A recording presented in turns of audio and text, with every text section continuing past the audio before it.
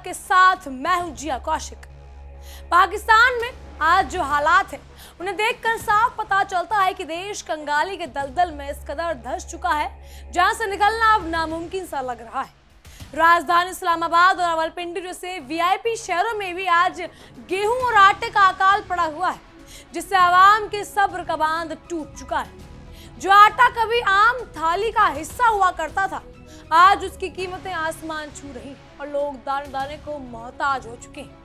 इस भयंकर संकट के दौर में जमाखोरों ने अपनी तिजोरियां भरना शुरू कर दिया है, जिससे रही सही कसर भी पूरी हो गई है।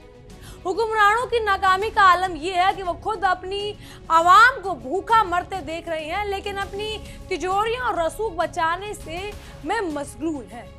इसे देखकर बस यही कहावत याद आती है कि गरीबी में आटा गीला होना। क्या होता है ये आज पाकिस्तान के घर में या घर की कड़वी सच्चाई बन चुकी है। पंजाब की खुदगर्जी और सूबों के बीच छिड़ी जंग, गेहूं के इस भयंकर किल्लत के बाद पाकिस्तान के सबसे रईस और ताकतवर सूबे पंजाब ने जो रुख अपनाया है, उसने देश के संगठनीय ढांचे की धज्जियां उड़ा दी है।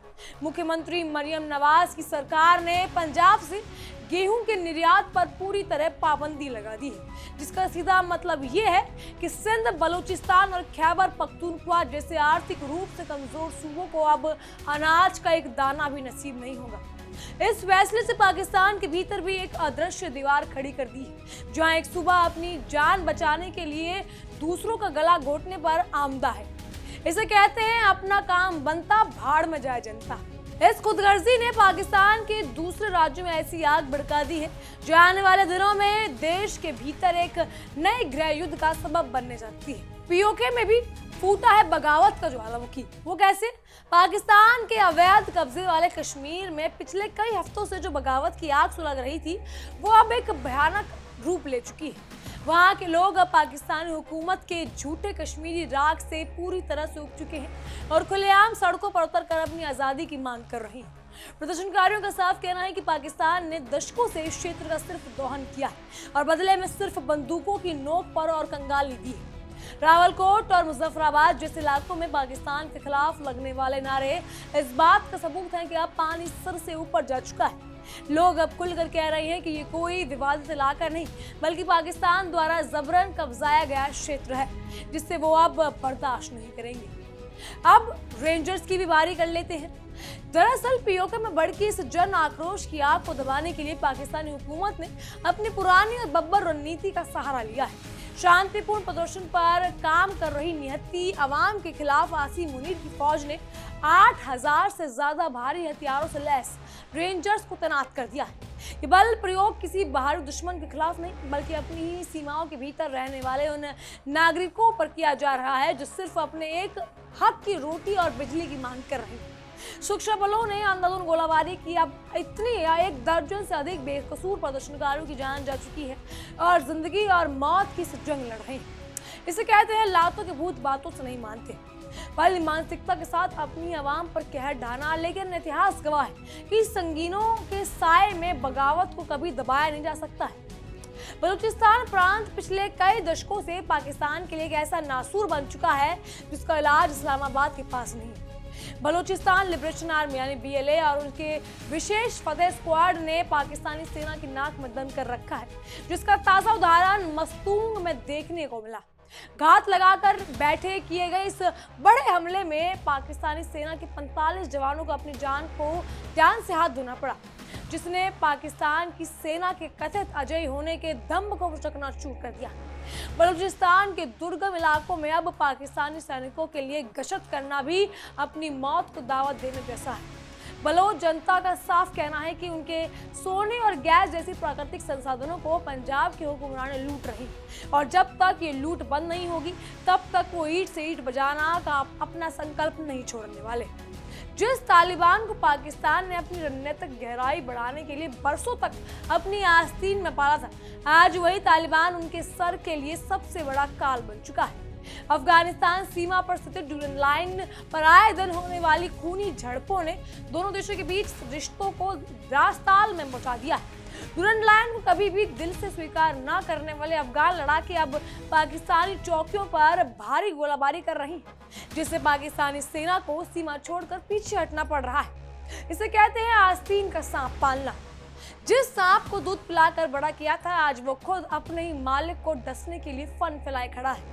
इस सीमा विवाद ने पाकिस्तान के पश्चिमी मोर्चों को पूरी तरह से असुरक्षित और अस्थिर बना दिया है।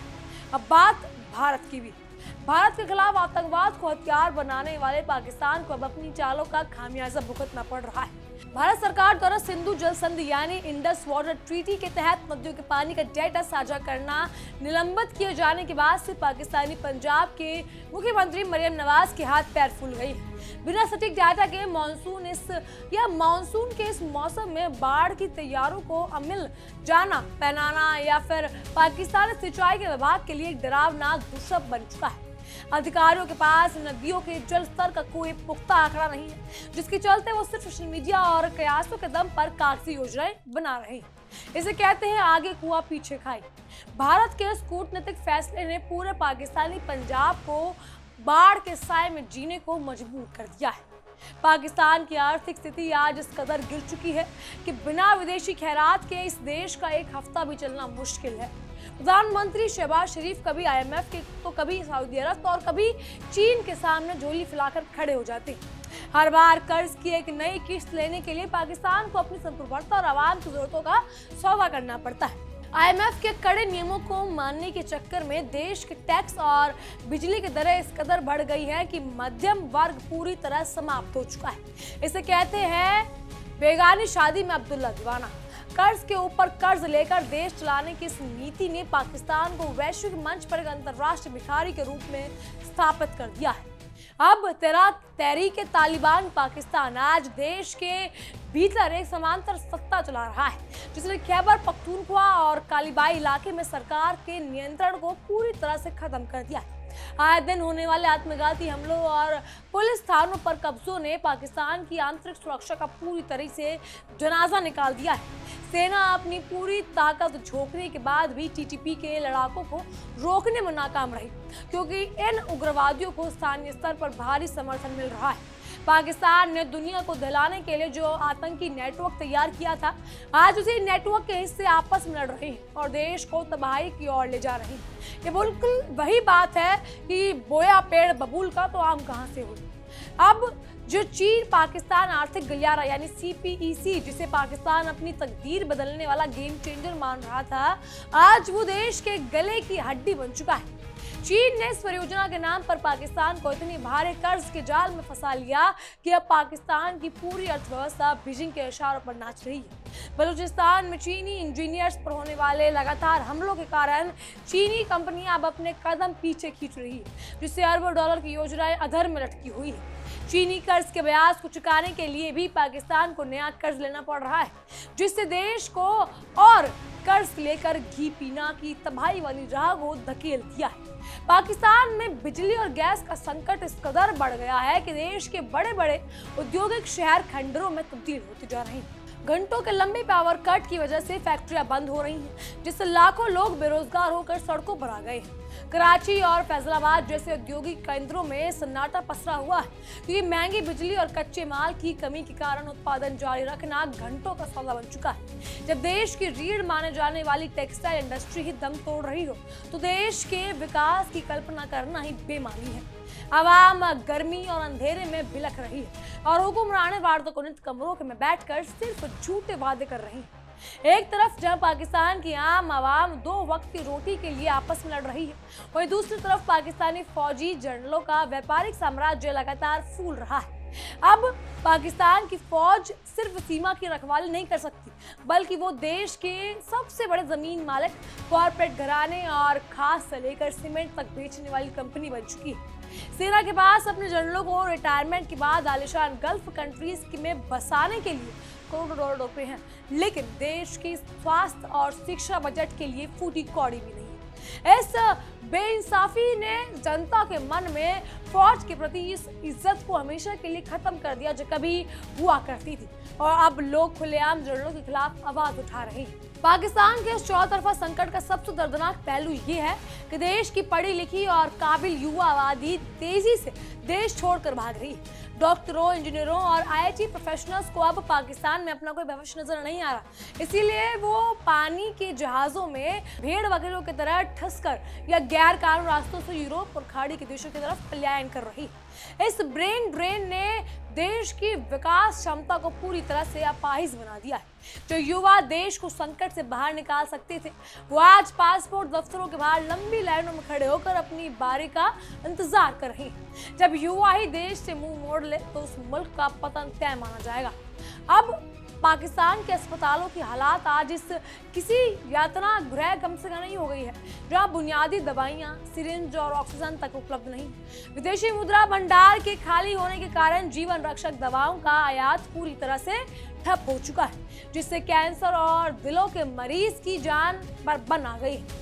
ग्रामीण इलाकों में साफ पानी की अनुपलब्धता के कारण हैजा, टाइफाइड और पोलियो जैसी बीमारियों का दोबारा पैर पसार रही है। पाकिस्तान दुनिया के उन गिने चुने देशों में शामिल है जहां आज भी पोलियो वायरस का खात्मा नहीं हो सका। सरकार के पास स्वास्थ्य सेवाओं को सुधारने के लिए न तो नीतियां हैं और न ही बजट, जिससे गरीब जनता भगवान भरोसे बैठी है। मीडिया पर अघोषित सेंसरशिप का सच और हत्या की पाकिस्तान की आज अभिव्यक्ति की आजादी का पूरी तरीके से गला घोटना तय माना गया। जो भी पत्रकार या मीडिया हाउस फौज या सरकार की नाकामियों को उजागर करने के लिए हिमाकत करता है, उसे या तो अगवा कर लिया जाता है या फिर हमेशा के लिए खामोश कर दिया जाता है। देश के प्रमुख समाचार चैनलों और अखबारों को सख्त निर्देश दिए गए हैं कि वो देश की कंगाली, बलूचिस्तान की संघर्ष और पीओके की बगावत को ना दिखाएं। सोशल मीडिया प्लेटफॉर्म्स पर आए दिन प्रतिबंध लगा दिया जाता है ताकि जनता को देश के वास्तविक हालातों को पता ना चल सके। लेकिन सच कितना भी छुपाया जाए, वो आवाम की खाली बर्तनों और सड़कों पर मची चीख पुकार के रूप में बाहर आ ही जाता है। पिछले साल की विनाशकारी बाढ़ ने पाकिस्तान के 1/3 हिस्से को पानी में डुबो दिया, जिससे करोड़ों लोग बेघर हो गए थे और अरबों डॉलर का बुनियादी ढांचा नष्ट हो गया था। उस तबाही के जख्म अभी भी भरे नहीं थे कि इस साल के मॉनसून ने दोबारा दस्तक दे दी है, लेकिन प्रशासन पिछले अनुभवों से कोई सबक नहीं ले रहा। जल निकासी के रास्तों पर अवैध कब्जे और बांध के जर्जर हालातों के कारण इस बार भी लाखों लोगों पर विस्थापन का खतरा मंड रहा है। प्रशासन केवल आपदा आने का इंतजार करता है ताकि विदेशी राहत के नाम पर मिलने वाले फंड को आपस में बांटा जा सके। इसे कहते हैं आपदा को अवसर बदलना, लेकिन ये अवसर सिर्फ भ्रष्ट नेताओं को जेब भरने का काम आता है। अब पाकिस्तान का सरकारी स्कूल ढांचे की भी बात कर लेते हैं, जो कि पूरी तरह ध्वस्त हो चुका है, जहां लाखों बच्चे स्कूल जाने से वंचित हैं। स्कूलों में बुनियादी सुविधाएं जैसे छत, शौचालय, बिजली का अभाव और जिसके कारण गरीब माता पिता अपने बच्चों को धार्मिक मदरसों में भेजने में मजबूर हो चुके हैं। इन मदरसों में आधुनिक शिक्षा की जगह केवल कट्टरपंथ और नफरत का पाठ पढ़ाया जाता है, जो भविष्य में देश के लिए बारूद का ढेर साबित होने वाला है। जब तक बच्चों को विज्ञान और तकनीक की शिक्षा नहीं मिलेगी, तब तक देश कंगाली के इस कुचक्र से बाहर नहीं आ पाएगा। लेकिन हुक्मरान जानबूझकर जनता को अनपढ़ रखना चाहते हैं ताकि उनका शासन बिना किसी विरोध के चलता रहे। बात पाकिस्तान कभी खुद को मुस्लिम जगत का अगुआ बताने वाला पाकिस्तान आज अंतर्राष्ट्रीय मंच पर पूरी तरह से अलग थलग पड़ चुका है। सऊदी अरब, यूएई और तुर्की जैसे पुराने सहयोगियों ने भी अब अपना पाकिस्तानी की बेतुकी मांगों और लगातार कर्ज की मांगों से आदत से तंग आकर दूरी बना ली है। आतंकवाद को पालने की अपनी नीति के कारण पाकिस्तान को दुनिया भर में शक की नजर से देखना पड़ रहा है। उसके राजनयिक संबंध केवल चीन के साथ बचे हैं, जो कि आपसी सम्मान पर नहीं बल्कि पूरी तरह से लेन देन और आर्थिक शोषण पर आधारित है। आज दुनिया का कोई विदेश पाकिस्तान पर भरोसा करने को तैयार नहीं है, जिससे उसका कूटनीतिक रसूख पूरी तरह से समाप्त हो चुका है।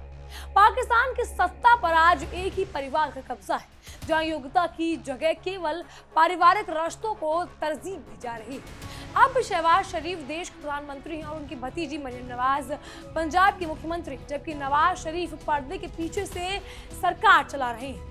इस पारिवारिक ड्रामे ने देश के लोकतंत्र को एक मजाक बनाकर रख दिया है, जिससे आम जनता का लोकतांत्रिक संस्थाओं से विश्वास पूरी तरह से उठ चुका है। अब आम समझ चुकी है कि सरकार चाहे जिसकी भी बने, नीतियां केवल शरीफ और भुट्टो परिवारों के फायदों के लिए ही बनाई जाती है। इस राजनीतिक अस्थिरता को भाई या भतीजावाद के देश की प्रगति के पहियों को पूरी तरह से जाम कर दिया है। कुल मिलाकर देखा जाए तो पाकिस्तान आज इतिहास के उस चौराहे पर खड़ा है जहां से केवल बर्बादी और विखंड राहें निकलती है। आर्थिक कंगाली, आंतरिक बगावत, चरमपंथी उग्रवाद और जर्जर बुनियादी ढांचा और भ्रष्ट राजनीतिक व्यवस्था ने मिलकर देश को विनाश के मुहाने पर लाकर खड़ा कर दिया है। किसी भी देश को चलाने के लिए जो नैतिक और आर्थिक बल चाहिए होता है, वो पाकिस्तान पूरी तरह से खो चुका है। अब तो बस यही देखना बाकी रह गया है कि ताश की पत्तों की तरह ये ढांचा कब और कैसे पूरी तरह ढह जाता है, क्योंकि सुधार की कोई भी उम्मीद अब दूर दूर तक दिखाई नहीं दे रही है। बहरहाल इस सब पर आप ही का राय है, हमें कमेंट के जरिए जरूर बताइएगा। फिलहाल के लिए इतना ही। तमाम खबरों के लिए बने रहिए इंडिया 24/7 के साथ और देखते रहिए हमारी एक खास पेशकश। देखिए इंडिया डेली 24/7 अब आपकी स्मार्ट टीवी पर। इंडिया डेली मौजूद है सभी डिजिटल प्लेटफॉर्म पर लाइव और लगातार। इंडिया डेली 24/7 हर दिन राष्ट्र को समर्पित।